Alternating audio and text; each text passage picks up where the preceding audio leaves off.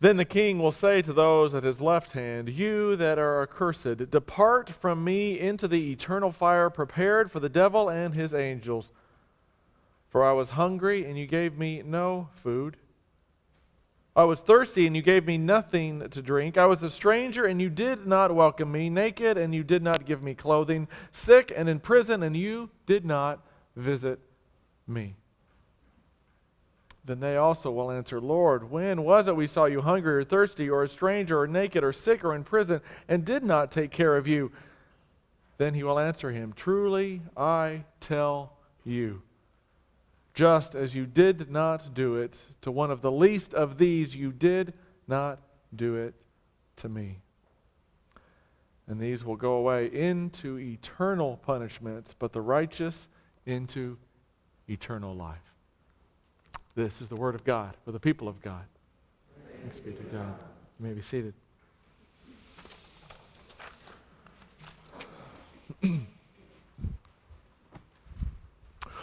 Well, the year was 1986. I was in middle school, and one of the things that our teachers would tell us often is that we needed to learn the 3 R's: reading, writing, and arithmetic. Now, because I was a smart aleck middle schooler, I also pointed out that maybe we should also learn spelling, because technically 2 of those 3 words don't actually start with R. Needless to say, my teachers did not find this as funny as I did and told me to get to work on the basics, right? The 3 R's, the things that we should learn in order to get ahead in life, in order to make an impact, to make a difference in the world. The 3 R's is where it mattered. The year was 1996. By now, I was in college, and we learned a new 3 R's, didn't we? Remember, these were the days of the Captain Planet cartoon series and the popular book, 50 Simple Things That You Can Do to Change and Save the Earth. This was the time in which, as a general population, we began to understand that we were having an impact on the way that the earth was coming to environmental disaster. And in the midst of that, we were told, here are the 3 R's that will make a difference: recycle, reuse, reduce. Again, do these things and we will be able to stem the tide of environmental pollution, of problems, of global warming, of the things that we fear together. To make an impact, to make a difference, the 3 R's. Well, now it's 2016, and during the coming few weeks, we're going to talk about another 3 R's. You know, in the world where I live, in the church world, there's a lot of wringing of hands these days, a lot of anxiety about the church, what's happening to the church. You look at the numbers and you realize that attendance is going down, and participation is going down, and giving is going down. Across the board, you can see that this is a continuing trend over the course of the last decade or so. And so there's a lot of us that leave the church that wring our hands to say, well, what are we going to do about this? People don't come to church like they used to, especially young people aren't coming to church like they used to. But in the midst of this, there are some positive trends that folks have started to notice. And those trends are this. First, the young people that do come to churches, and there are plenty, by the way, including ours, want to make a difference. And the churches that young people are coming to are the ones that say, we are going to make a difference. Gone are the days that people are really concerned about faith statements, about every little jot and tittle of what you believe, or people standing up and fighting the culture wars about, well, this is what you should believe, and this is why our world's falling apart, and et cetera, et cetera. People don't want to hear that. They want to make a difference. People come to church to make a difference. So over the course of these next 3 weeks, 3 new R's. You might have heard me refer to them some in the past. They are relieve, reverse, and refill. And we talk about the first R today. The good news is that, over the last 2,000 years, the church has been trying to do this in one form or another, trying to make a difference. Go with me back to the year 86. Not 1986, but 86. Think about what the people of God were trying to do in that world. They were trying to make sense of the fact that Jesus has been gone now for 50 years. And so they're asking questions. They're asking, okay, so is he coming back? And what are we supposed to do meanwhile? Right? Enter now the Gospel of Matthew. The gospel writer wrote his gospel to provide direction to questions like this, to provide direction to people of God trying to make sense of what they're supposed to be doing. And so the passage that I read just a few moments ago is an example of Matthew's answer to that, to what Jesus' message to those questions might be. It's a passage that some scholars would call apocalyptic parable. Now, this is actually a combination of two different kinds of genres. Apocalyptic writing is writing about the end times, about the final judgment, about the last days. And of course, a parable is a way to tell, kind of with metaphor, a profound truth. And so Jesus, in this parable, puts these together in an apocalyptic parable about the end days that uses basically a metaphor of a shepherd king who's separating out the sheep from the goats.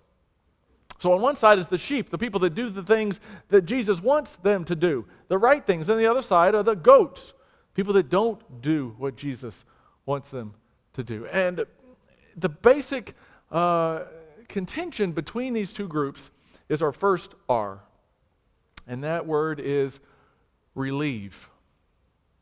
The parable asks the question, are you relieving the suffering of the least of these? Are you feeding those who are hungry? Are you giving water to those who are thirsty? Are you giving clothes to those who need it? Are you visiting those in prison? Are you welcoming the stranger in your midst? Are you relieving the pain, the difficulty, the struggle of those in your midst? And of course, the question then in the metaphor is, those that do what they're supposed to do, the sheep, will go to eternal salvation. And those that do not, the goats, will go to eternal damnation. And so, in the midst of this parable, we try to make sense of what it is that we might do. For the people of God in 86, in that year, both questions were answered. Is Jesus coming back? Yes. Do we have something that we should be doing in the meantime? Yes. Both of those questions are tied up in this parable saying this is what we should do. Now, I don't know how many of you today have a lot of sheep and goats at your house. Probably not a lot of you, maybe a few. But it's not a metaphor, not a parable that we can easily identify with, right? I mean, in an agrarian society, when it was told, it made a ton of sense, right? But what would our metaphor be? What would be the way that we might tell that story? So imagine if you are a parent of a teenager. And it's a teenager that's starting to get a little bit older and able to stay home alone by themselves. And when you might leave them at home alone, maybe for an hour, maybe for an evening, maybe for a weekend, depending on how old they are, you're probably going to leave them with a list. This is what you need to do, and this is what you don't need to do, right? And when you come back from your time away, what are you going to do? You're going to say, how'd you do on the list? Did you do what you're supposed to do? Now, as a parent in that case, the absolute worst thing we want to hear is this phrase, no but. Right? How many of you have heard no but? Did you clean your room? No, but. Well, did you take out the trash? No, but. We know there's an excuse coming. Jesus has told his followers, this is what you need to do. But we are experts at the no, but. Think of the ways that we look at this passage and make excuses. Did you visit the least of these in prison? No, but they're scary looking. They've got tattoos, and they curse, and some of them are murderers and rapists. Why would I want to be there? Did you feed those in need? No, but they're lazy. They're just sitting on their butts, collecting a government check, having more kids. Why would I want to help that? Did you welcome the stranger in your midst? No, but they may be terrorists. We don't know. We are experts at the no, but. Actually, one of the ways that we try to justify our excuse comes just a few verses later. So this passage comes from Matthew 25. In Matthew 26, just again, 6 short verses later, we find a passage that sometimes gets used to talk about the way that we should take care of the poor. So this was really the last teaching, the last parable of Jesus before the events of his arrest and death. And so right before the Last Supper comes this exchange between the disciples and Jesus and a woman who has come into their midst. Now this woman has brought a very expensive alabaster jar of perfume, and she takes that jar and she breaks it and she anoints Jesus with the perfume. And as the disciples watch this happen, they have a conniption. They're like, no, you can't do that. What are you doing? Do you know how much money just went down the drain in that moment? They had just heard, 6 verses earlier, they had just heard Jesus say, take care of the poor. So what do they say? Think about how much money we could have made if we sold that jar of perfume and gave it to the poor. Right? They're asking the right questions. They're saying the right things. But Jesus' response here is interesting. She has done what is right, for you will always have the poor among you. Now that becomes a wonderful no but for us. A wonderful way to excuse the fact that, okay, Jesus said we'll always have the poor, so now we don't have to do any of this family promise stuff, or we don't have to do justice matters, or we don't have to do link. We don't have to bother with that, right? Because we're always going to have the poor. Why bother? But that's not what the passage says.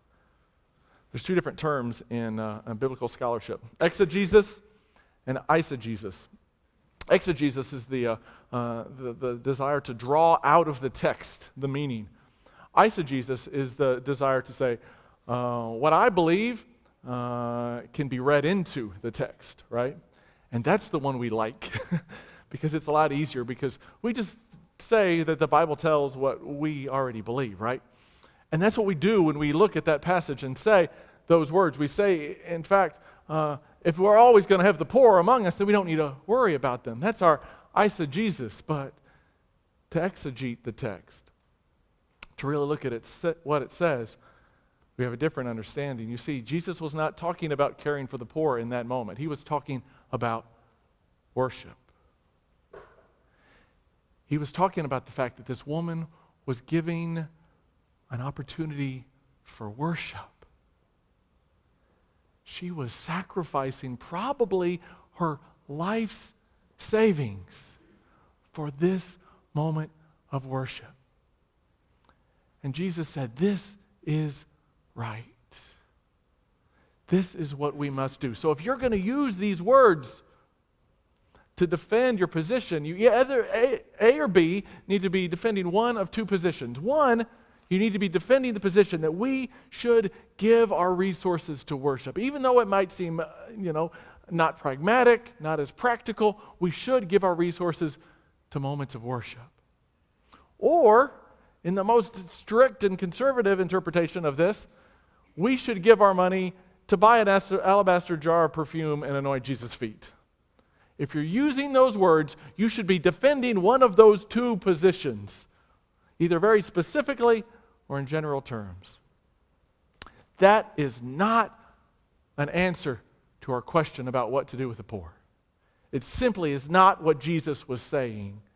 In 26, Jesus is saying worship is important and it deserves our resources. In 25, Jesus was saying caring for the poor is important and deserves our resources. Both are true. Jesus was not being contradictory here. And any time that we use this second passage to excuse what is our call from Christ, we are being unbiblical and irresponsible to the text. Because when Jesus talked about the poor, remember what he said.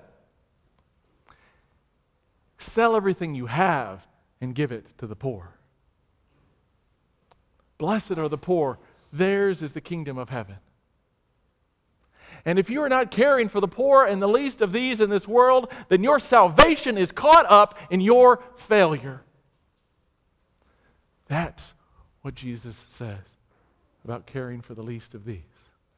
That is our call today. So how do we do it? How do we become the hands and feet of Christ? I'm going to give you 4 options today. 4 things that you can do to follow this example of Christ's call. The first thing that you can do, you've already heard about with Family Promise. You could walk out of this door right now, well, not right now. You could walk out of this door at the end of this service and sign up on the board for Family Promise. What we do when we host these families, when we show hospitality to our guests, we are caring for the needs of those who need it.